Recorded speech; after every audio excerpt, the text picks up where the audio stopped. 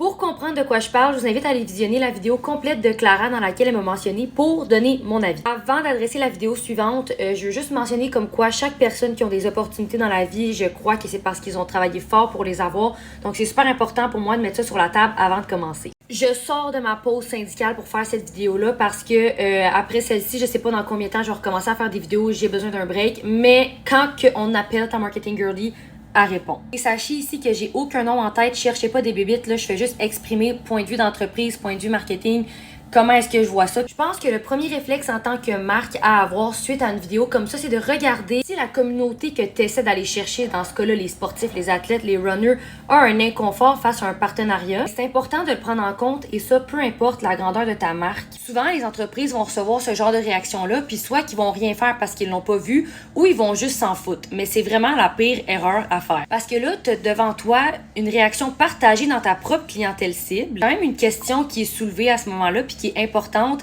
à essayer de creuser plus loin un peu. En plus, pour les marques qui regardent ça, tu as du free data qualitatif, c'est-à-dire que tu as quasiment un mini focus group dans les commentaires sur lesquels tu peux te pencher pour savoir, OK, quand moi ça va être à mon tour, qu'est-ce qu'il faut que je fasse pour attirer la communauté des runners, des athlètes, si jamais je fais un partenariat qui fit dans cette industrie-là. Et ensuite, une autre erreur majeure que je vois souvent avec les marques internationales, les grosses brands, quand ils arrivent ici pour choisir des créateurs, des concepts, ils font pas affaire avec des agences locales, puis ça paraît. Uber, même si j'ai pas été fan de l'annonce qu'ils ont faite sur Spotify récemment, je trouve que ça reflète quand même bien le paysage québécois.